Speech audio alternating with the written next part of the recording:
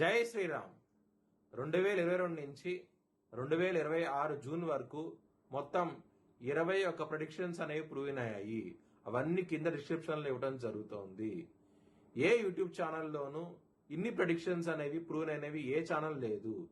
మీరు కనుక నన్ను సంప్రదిస్తే కనుక మీ date of birth, time, place of birth నాకు ఇస్తే కనుక మీ కెరియర్ గురించి, మ్యారేజ్ గురించి, ఫ్యామిలీ గురించి, బిజినెస్ గురించి, హెల్త్ గురించి చెప్పడం జరుగుతుంది. కనుక నన్ను సంప్రదించండి. రాశికి అధిపతి కుజుడు. మేష రాశిలో భరణి 4 పాదాలు, అశ్విని 4 పాదాలు, కృతిక 1వ పాదం ఉంటది. ఈ నక్షత్రం వాళ్ళందరికి నేను చెప్పే వార ఫలితాలు వర్తిస్తాయి. ఈ వారంలో మేష రాశి వారికి లాభస్థానంలో రాహు యోగిస్తున్నాడు, సూర్యుడు యోగిస్తున్నాడు తృతీయ స్థానంలో, అలాగే గురువు యోగిస్తున్నాడు 4వ స్థానంలో, బుధుడు యోగిస్తున్న తృతీయ స్థానంలో, పంచమ స్థానంలో శుక్రుడు యోగిస్తున్నారు. 5 గ్రహాలు యోగిస్తున్న మేష రాశి వారికి ఎలినాటి శని ఉన్నది కాబట్టి నల్ల నువ్వులు బ్రాహ్మణుడు దానం చేయండి, మంచి ఫలితాలు ఉంటాయి. అలాగే శివుడికి అభిషేకం లాంటివి చేయించండి. ఈ వారంలో చాలా మంచి ఫలితాలు ఉంటాయి.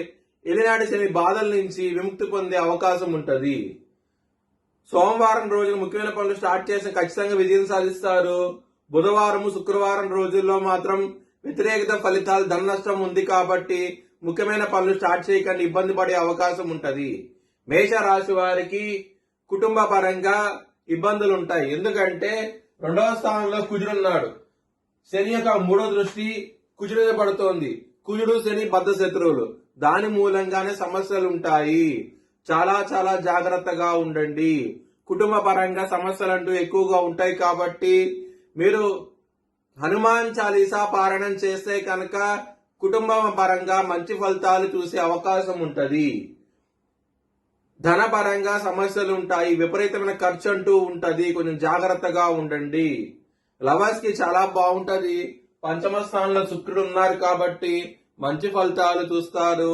మీ లవర్ కి ప్రపోజ్ చేయండి, యాక్సెప్ట్ చేసే అవకాశాలు ఎక్కువగా ఉంటాయి. హెల్త్ పరంగా బ్యాడ్ టైం నడుస్తోంది, చాలా జాగ్రత్తగా ఉండండి. సమస్యలు అధికమయ్యే అవకాశం ఉంటది. శత్రులు అనేవారు చాలా అధికంగా ఉంటారు. ఎందుకంటే శని దృష్టి 6వ స్థానం మీద ఉన్నది. రుణ, రోగ, శత్రు స్థానం మీద ఉన్నప్పుడు ఇబ్బందులు ఎక్కువగా ఉంటాయి శత్రువులతో. మీరు కనుక నారాయణ కవచం గాని, పారాయణం గాని, వినటం గాని చేస్తే కనుక చాలా మంచి ఫలితాలు ఉంటాయి. మ్యారేజ్ పరంగా చాలా బాగుంటది. సప్తమాధిపతి అయిన శుక్రుడు పంచమ భావంలో ఉన్నారు కాబట్టి మంచి ఫలితాలు చూస్తారు. చాలా సంతోషంగా అవుతూ ఉంటారు. మ్యారేజ్ పరంగా చాలా బాగుండబోతోంది. అలాగే వృత్తి పరంగా మాత్రం సమస్యలు ఉంటాయి.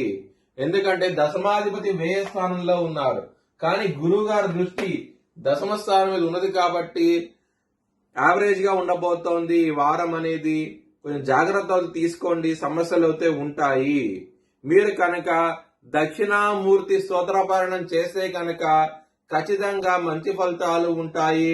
దక్షిణామూర్తి స్తోత్రపారాయణం విన్నా సరే చాలా మంచి ఫలితాలు ఉంటాయి. ఏనాటి శని నడుస్తోంది కాబట్టి శనికి హోమం చేయించుకుంటే కనుక మంచి ఫలితాలు ఉంటాయి. ఒకవేళ చేయించుకోవాలనుకుంటే కనుక హెచ్చరించ దీశాలను సంప్రదిస్తే కనుక మీకు లైవ్ వీడియో కాల్ హోమాన్ని చూపించడం జరుగుతుంది. మీ భవిష్యత్ వివరాల కోసమై హెచ్చరించ దీశాలను సంప్రదించండి. Please like, share and subscribe my channel.